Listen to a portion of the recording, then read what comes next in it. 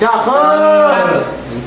Kita bahas uang dan globalisasi keuangan. Walau dompet tipis, semangat tetap global. Yo. Oke, di episode kali ini kita bakal ngebahas tentang globalisasi keuangan.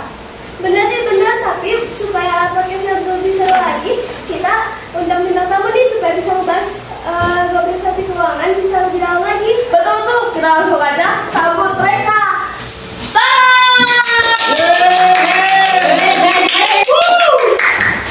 Nih guys, yang bakal bantu kita buat ngebahas tentang topik tersebut.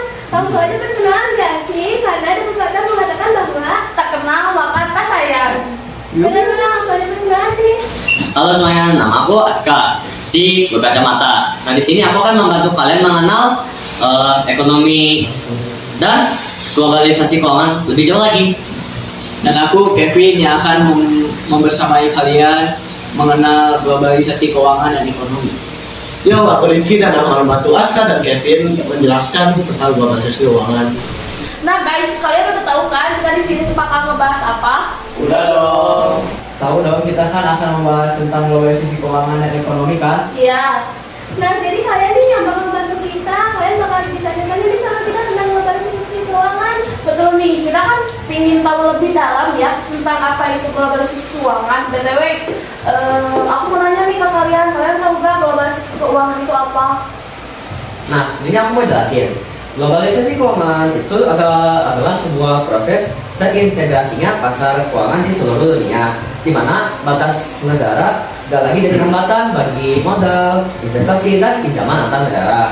Nah, hal ini tuh memungkinkan perusahaan dapat pembiayaan dan investor untuk mencari peluang investasi dari berbagai negara, sama didukung juga oleh kemajuan teknologi. Oh iya, paham. Nah, kalau kata aku sih kurang lebih kayak gitu. Nah, mungkin ada pendapat lain dari teman-teman kita sih. Nah, kalau dari aku sendiri, mirip-mirip kayak Aska lah. Globalisasi keuangan adalah proses meningkatnya keuntungan dari integrasi ekonomi antar negara dari seluruh dunia melalui pergerakan modal, jasa teknologi, dan informasi yang bebas lintas batas. Kalau menurut aku sih sama kayak kalian berdua. Globalisasi keuangan adalah peningkatan integrasi ekonomi dan saling ketergantungan ekonomi nasional, regional, dan lokal di seluruh dunia. Nah, globalisasi keuangan pasti punya pengaruh kan? Menurut kalian, kira-kira apa sih pengaruhnya? Iya nih benar-benar, dan dampaknya tuh apa aja sih? Nah, kalau menurut aku sebenarnya sama aja sih kayak sebelumnya. Globalisasi keuangan itu punya dampak positif dan negatifnya juga. Nah, kalau dari dampak positifnya ada peningkatan efisiensi pasar keuangan, akses lebih luas aliran modal, dan juga pertumbuhan ekonomi. Nah, kalau ada positifnya, pasti juga ada negatifnya kan. Dampak negatifnya adalah globalisasi keuangan antara lain meningkatnya ketimpangan ekonomi, kerentanan terhadap krisis global, persaingan ketat yang mengancam industri lokal, dan risiko penyebaran kejahatan sosial. Nah, selain dampak negatif yang Kevin jelaskan tadi, ada juga kayak meningkatkan ketidakstabilan ekonomi serta memungkinkan krisis keuangan menyebar dengan cepat ke seluruh dunia. Oh iya, paham. Nah guys, di sini kan kita lagi ngebahas tentang keuangan, pasti berhubungan sama ekonomi kan? Kira-kira apa sih contohnya dalam kehidupan sehari-hari? Nah, menurut aku adalah transaksi online dengan kartu kredit atau dompet digital, jual beli di e-commerce, serta kemudahan investasi dan perdagangan antar negara. Sebenarnya itu yang dijelaskan itu juga betul.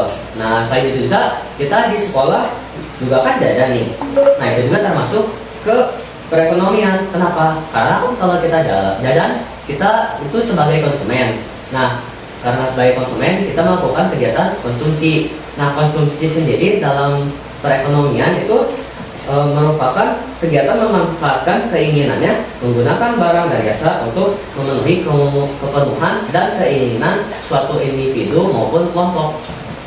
Nah, kalau menurut aku sendiri, perdagangan internasional, transaksi digital, dan aktivitas pasar modal global juga termasuk contoh globalisasi keuangan. Wah, banyak juga ya ternyata contoh-contohnya dalam kehidupan sehari-hari.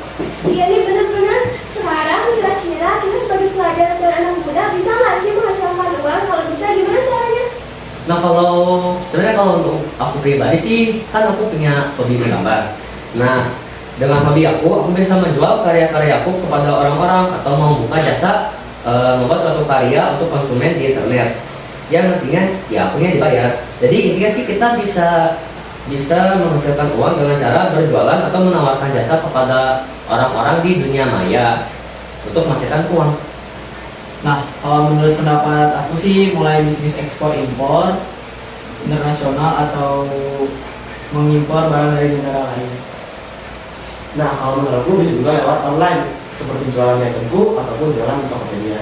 Nah, menurut kalian kawan gak sih pelajar seperti kita berhubungan soal uang, apalagi di era globalisasi keuangan saat ini? Nah itu benar. Dan kalau ternyata rawan, gimana cara kita sebagai pelajar dan anak muda menghadapi dunia finansial ini? Kalau aku sih sebagai pelajar dan anak muda, cara terbaik untuk menghadapi dunia finansial global adalah dengan membangun literasi keuangan yang kuat, mengelola keuangan pribadi secara bijak, dan mulai berinvestasi sejak dini.